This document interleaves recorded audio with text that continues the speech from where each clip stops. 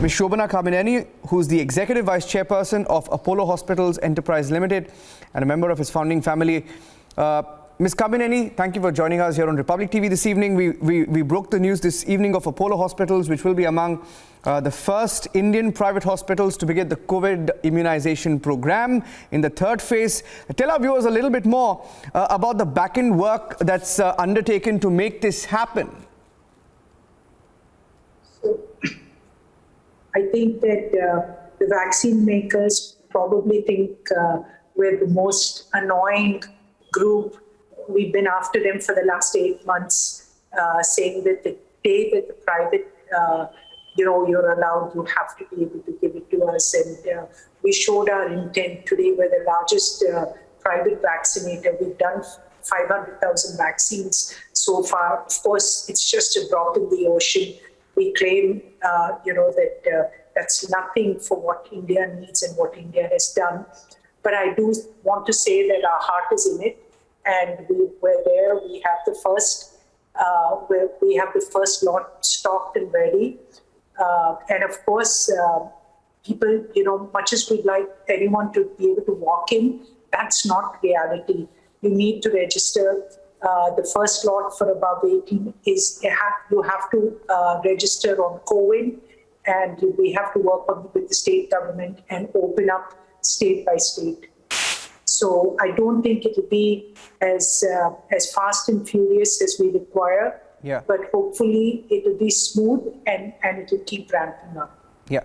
Ms. Kamineni, the Apollo press release today says that as per the government guidelines, the vaccines will be administered to eligible individuals who have registered on the COVID app, which you just mentioned, and have made an appointment for the vaccine jab at Apollo hospitals.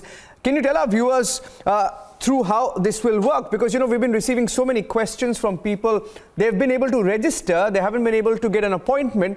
But with this press release, there is some hope that maybe in the next few days they can look forward to vaccination at a private hospital. Absolutely, and what I can tell you is that our tech guys are going to be working all weekend to make sure that it's smooth. We have some experience in being able to do it for the plus 45, and near the end it kind of worked out much better.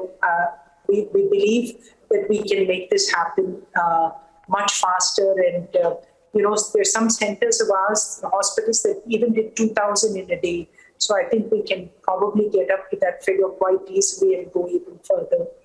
But just give it this weekend. It's going to be a very busy weekend. Just want to tell everyone that the stocks are there.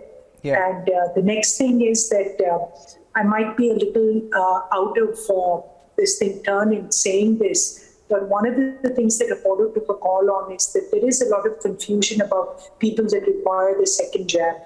And what we said is that let us make available. People are going to pay for this, and you need it, and there's confusion, and you don't want to wait. We will be able to give you that also. We'll reserve a certain portion of the stock we have to be able to make sure that those that require it don't run out of that exact time period.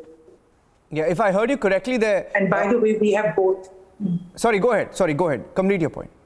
But by the way, we have both. We have Covaxin and Covishield with us. And hopefully now that you've said Sputnik is coming in this weekend, I hope we'll have that also available. Well, because we've set up our cold chain for the -20. Well, I can tell you certainly all chief ministers will be envious of what the Apollo hospitals has been able to achieve. I'll tell you why. Because if I heard you correctly, you said it's taken. You've been behind them for 8 months. You said you've been behind them for 8 months. I'm sure it was a challenging task. Now, as an expert and someone close to the industry, do you think more private sector hospitals will be on board soon? Is it workable for them as well? Yeah, 100%. I mean, everyone's been doing it. I see some of my colleagues here, of course. Alok and I'm sure that everyone will, Max has already got, so we will all be in this together. And I think that's the important thing, that this is collective. This is something that the government, we've been asking them to open it up, and now that they have, why would everyone not participate? And even our clinics will be giving the jab. We have to make it easy. I really wish that we would pick up some lessons from the West and have these mass vaccination places. I'm still hopeful that we can set those up in the private sector. A couple of questions more, Ms. Kamineni. Let me do 500 jabs a day. Okay. Now that's the question I was coming to. You know, we've with Apollo rolling out this vaccination program in private hospitals at a time when there is this debate about the prices of the vaccine. Now, many people are asking how affordable will this vaccination be at Apollo? Is it the fixed price that both these vaccine makers have announced? So you know what they've announced. It's all over the paper. So 1,200 rupees is what Covaxin has announced. Very transparently, I'll tell you that they came to us and said, we'll give it to you for 1,000. Will you take the cost of administration within the 1,200 price? And we readily agreed. We said, that's fine, we'll do that. So anyone wanting a Covaxin jab, it will cost you 1,200. And there's a 50 rupee element of GST, which we couldn't absorb. Same with, we went to Serum, and Serum said, this is 600 rupees, and we're anyway half the price of Covaxin. So we said, okay, 600. I think that was not the time to be negotiating. And we said, we'll charge the same standard 200 rupees plus the taxes. So we want to be super transparent and make sure that everyone in India understands that this is a time when we just have to make sure the cost of prevention is way cheaper and less stressful on healthcare than having to treat people who are sick. Absolutely. One last question. So it is affordable. Yeah, it is affordable. From that point of view, it is affordable. Yeah. It's cheaper than a test. Yeah. I was coming to that question. That was going to be my last question. As someone who interacts closely with the industry, where do you stand on this demand of a few people who say that you need to have a one vaccine price across India?